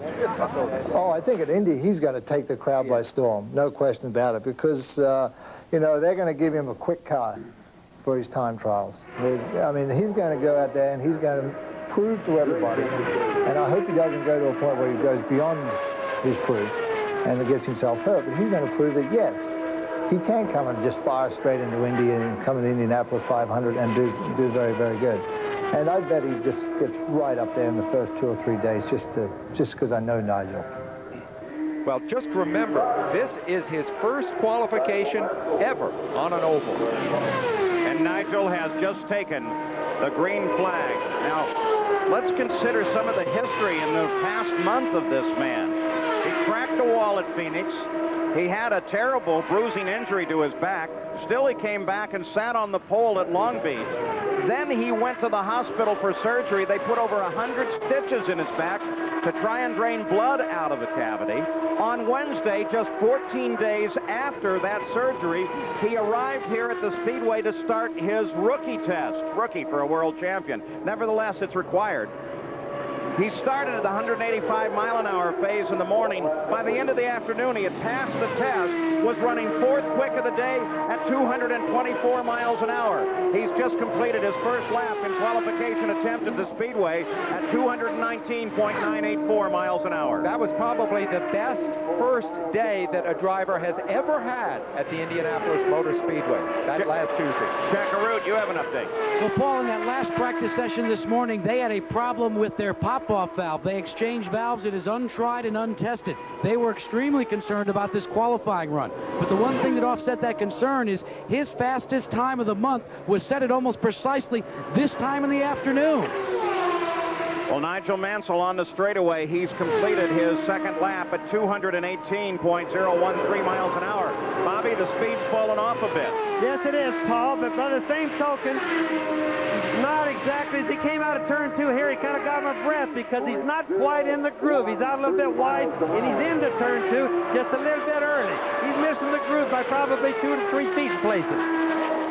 In the inevitable comparison with his teammate Mario, Bobby, Nigel is not posting the numbers. He doesn't have quite as high straightaway speed, and he's way off in the turns. Well, when you come out of turn 2, for example, slow, where I am, you're going to be slow down the straightaway. The same thing is going to be where you guys are, Sam. Because the straightaways here are 5/8 of a mile long each, the exit to the second and fourth turn is absolutely critical.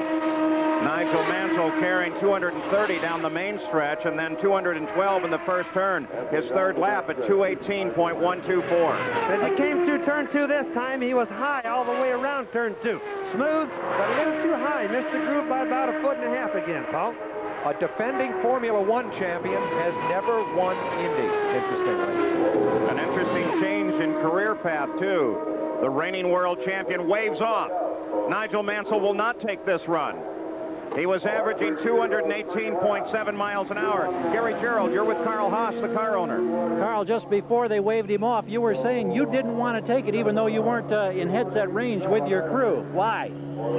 Oh, we think we can go faster later in the day. We had a bad valve this morning, and it really messed them up. You didn't get any practice time after you changed the valve, is that correct?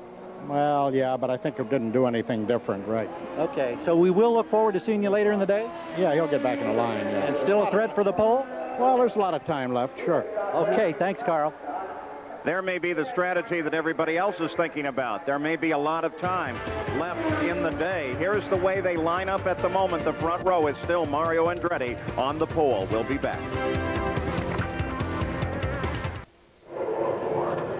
Tonight on a Matlock movie special, Ben defends a Washington reporter that ends up tangling with the FBI.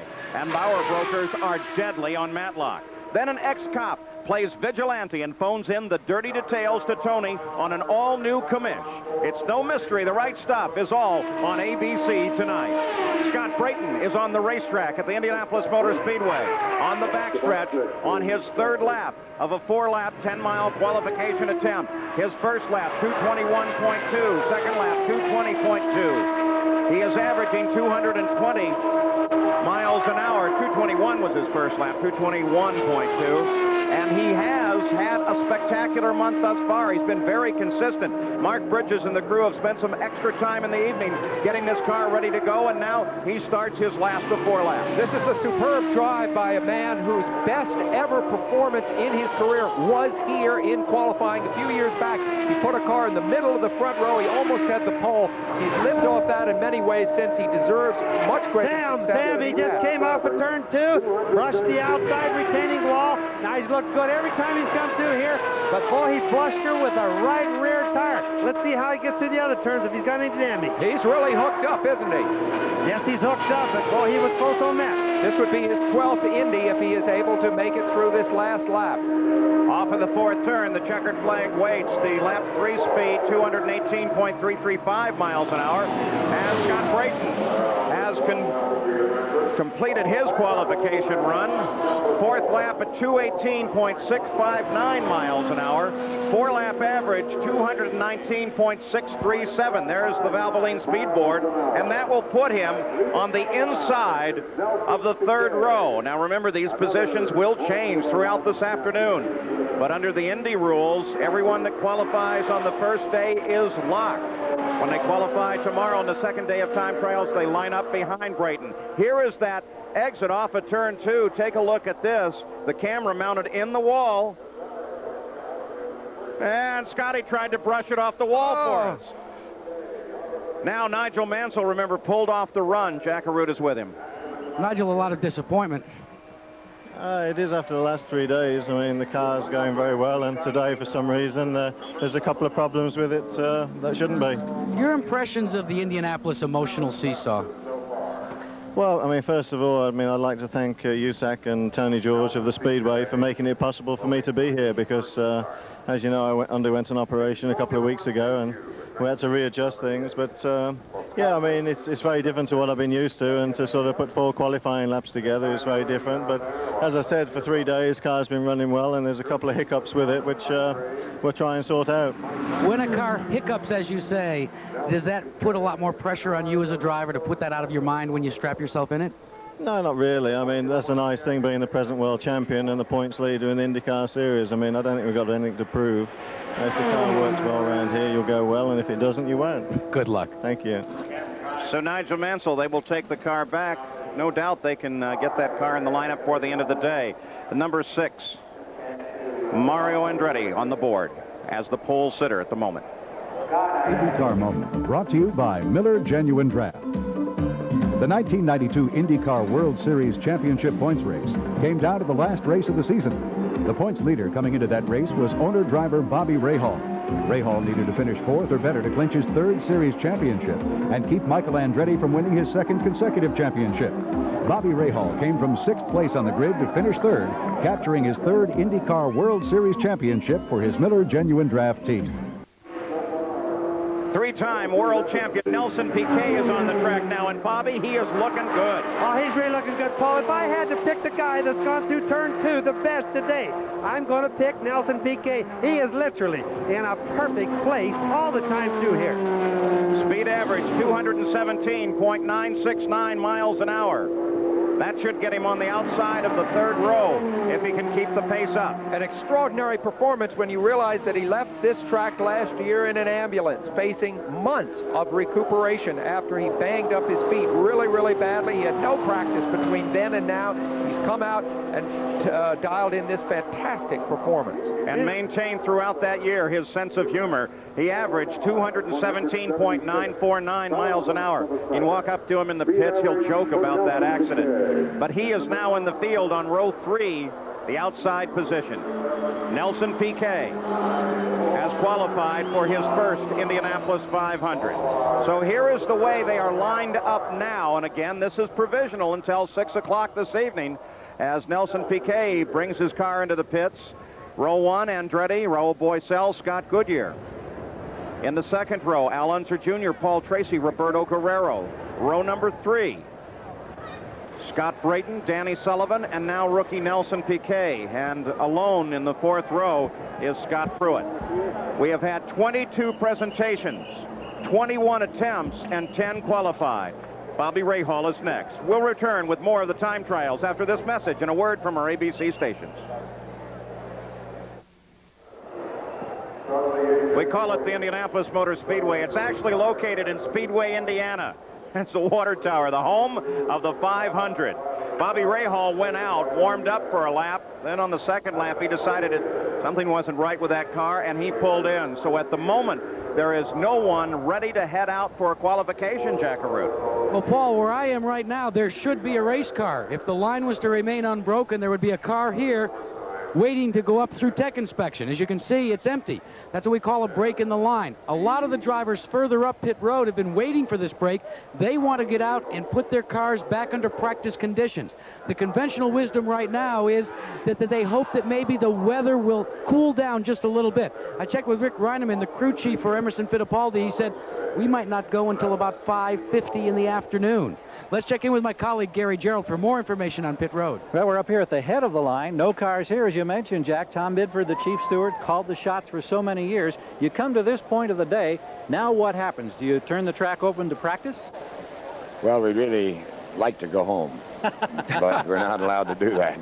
Yes, we'll open it up for practice, and it'll probably be late in the afternoon before anybody takes a second. They're waiting for it to get a little cool. And I wouldn't expect a whole lot of activity between now and about 4 o'clock. But there'll be some cars in the track. Tom, all the years that you've been involved in doing this, I suppose there aren't many things that surprise you. So I imagine you and your crew probably figured, well, about an hour and a half, 2 hours in, things are going to slow down because you'd already started in to have a bite to eat for lunch. Well, the secret to success in this business is not to get surprised. But I would say that there has been a year that we've gotten surprised by something. Well, we hope it's not a major surprise. Thank you, Tom. You too. All right, let's go back up topside, Paul. Speaking of years, Tom Binford, as the chief steward of the Indianapolis 500, is celebrating his 20th year as chief steward. By the way, he's just completed a book about those 20 years. You won't let me read it yet. Has he let you, Sam? No. We might be mentioned in it. Maybe it's not favorable, huh? Tom Binford has been one of the guiding hands in racing throughout his career. He's a tremendous businessman and a strong civic leader here in central Indiana. Now we take a look at those cars yet to qualify. Eddie Cheever, Robbie Gordon, maybe, Jim Crawford. All these names have yet to make it into the Indy 500 field. We're going to keep track of them throughout this afternoon at the Indianapolis Motor Speedway, and we'll be right back. Here's the qualifying at Indianapolis to this point. Now, the United States Auto Club officials have headed out onto the racetrack where they are inspecting the surface because there are no cars in the qualifying line, and they should open the track, including the yard of bricks, to practice for everybody in a few moments. That takes us back to this race last year and Jack Arute.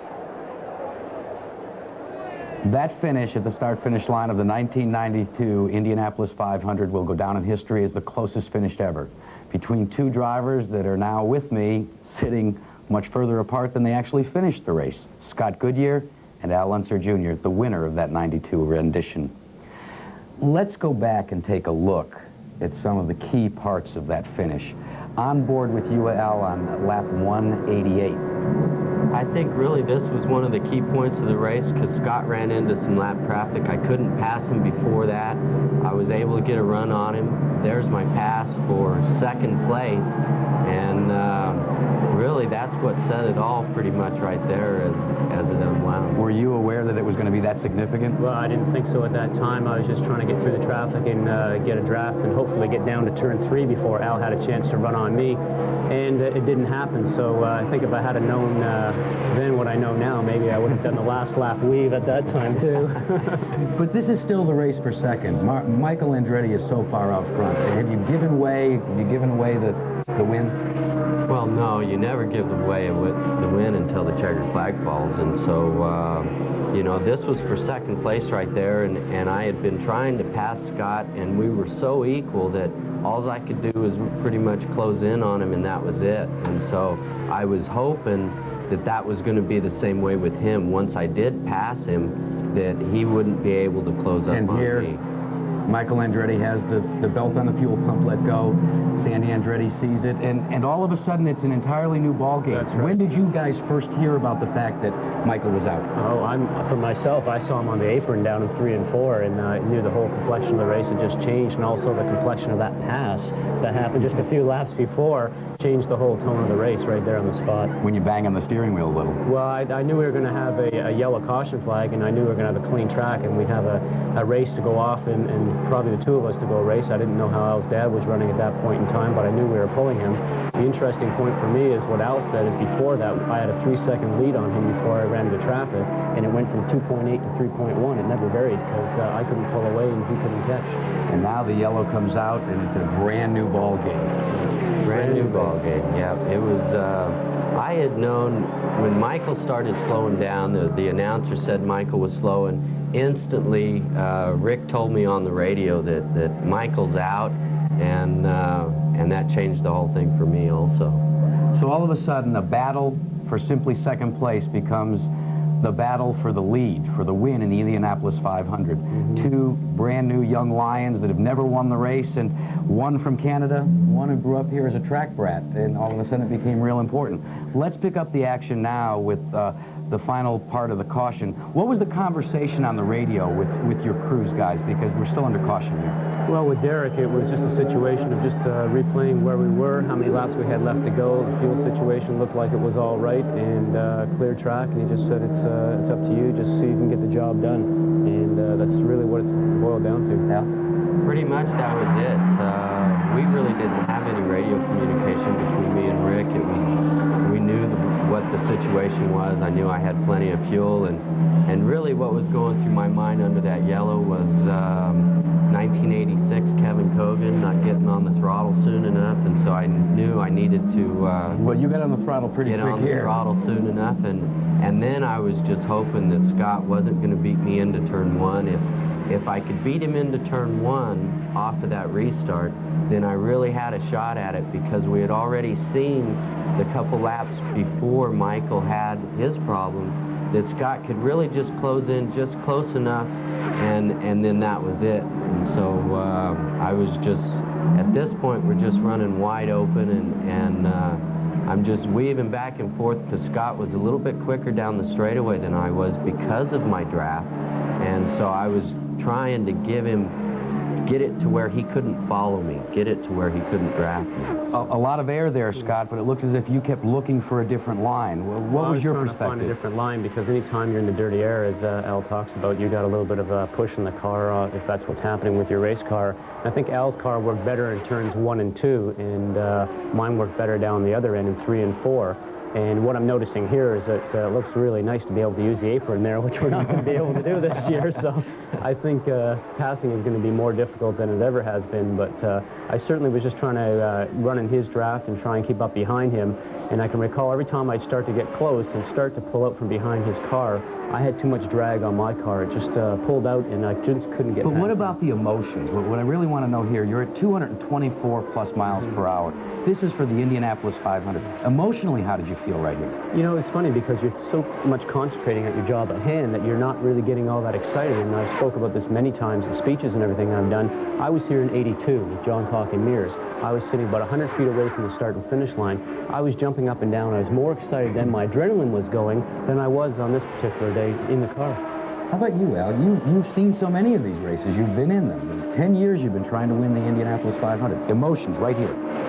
Well, the emotions really was identical to 1989, and I was emotional. I was watching Scott's every move in the corners. I was even looking in my mirrors to see if he was trying to get underneath me and get out of that dirty air, and when I'd see him go a little bit lower than myself, then the next lap I would go even that much lower in the corner to try to give him a problem with the dirty air, and you know, it was just a repeat of '89, and what I'm doing is I'd come off at turn 4 and I'd come off at turn 2, and I'd look all the way at the end of the straightaway for the lap traffic, because that's what cost me the '89 race. With Emerson. With Emerson. That's what I'm looking to find.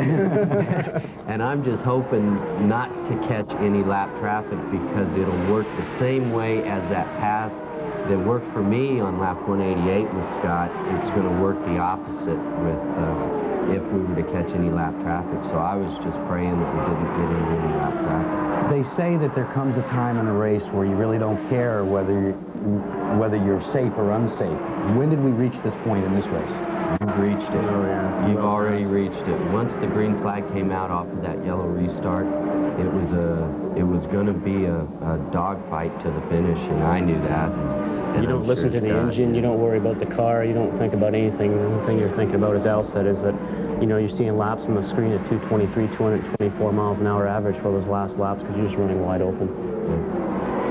And I think this is here where I got some air, and the car just zigged away from the wall. going up and pushing towards the wall. I thought it was going to actually clip it a little bit, and it just caught at the very last minute. And that's the sort of thing the guy behind is always playing with, is the car not getting enough clean air to be able to run on his own, and you have to deal with the turbulence off the car. All right, last chance. You've got 4 more corners, both of you. What are you trying to do? Well, everything I can. If I can get close enough, I stick my nose right underneath the tail and just try and get up close enough to get underneath them and get on by. And I think that Al did such a great job. Everything was smooth and consistent, and you could see his head bobbing there saying, come on, and I know how that one feels like. But I think in turn 4, and you can correct me if I'm wrong, Al, but it looked like the car went through there differently or something. It just seemed like he had a bit of a bobble, and it just gave me a bit of a run down to the home run. I got a little bit loose. My right rear was starting to heat up from running all those laps wide open, and the Gaumer really didn't, it would go off a little bit. And there's the finish. I mean, just absolutely the most incredible finish. But when you were across that line and you knew you had won, Al, how emotional was it?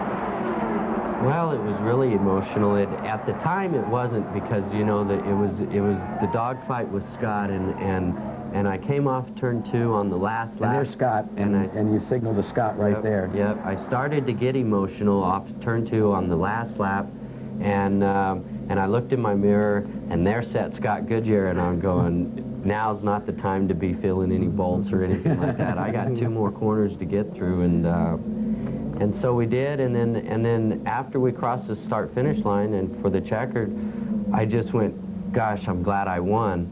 And then it wasn't until the short shoot through turn 1 that I realized where I was and all that kind of stuff, and then the emotions really set in that we finally did it.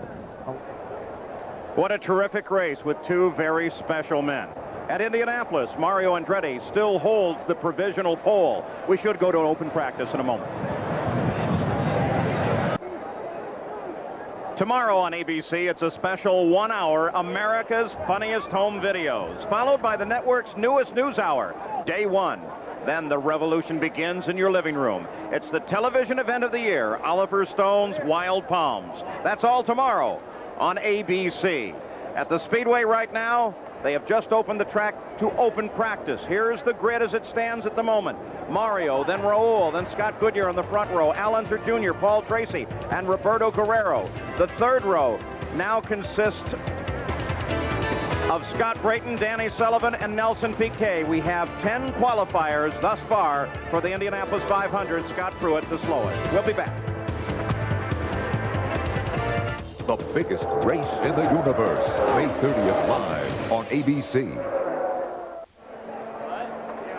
This is Paul Page back at the Indianapolis Motor Speedway. Those big names yet to come for qualification on this, the first day of time trials at Indianapolis. Names like Cheever, rookie Robbie Gordon, Jim Crawford, Nigel Mansell have to make another attempt, Kevin Cogan, and of course, Emerson Fittipaldi.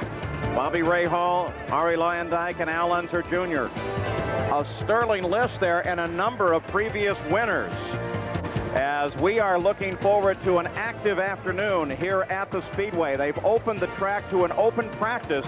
Only one car, Stefan Johansson, thus far has taken advantage of the open practice session. And here's the way the front row looks at the moment. Mario Andretti, Raul Boesel, Scott Goodyear. Now, we will keep you updated throughout the afternoon.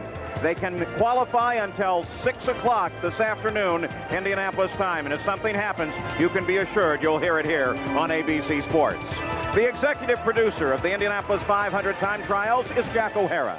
Today's show was produced by Ben Harvey, directed by Bob Goodrich. Technical director, Richard Drummond.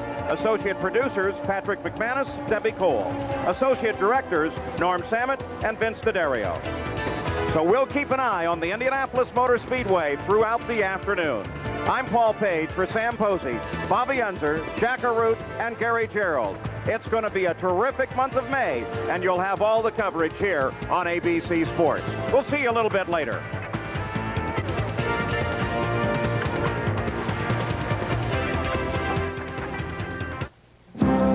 The Indianapolis 500 time trials. This ABC Sports exclusive. Brought to you by the Heartbeat of America, Chevrolet, and your local Chevy dealer. By Valvoline. People who know use Valvoline. By Goodyear, #1 in tires. And by Miller Lite. It's everything you want a beer to be. Coming up next on ABC Sports, it's a shootout in the Lone Star State. The PGA's best head to Dallas for a tournament that honors one of the game's all-time greats. Top stars take aim at over $1 million in prize money at the GTE Byron Nelson Classic live next. This has been a presentation of ABC Sports, recognized around the world as the leader in sports television.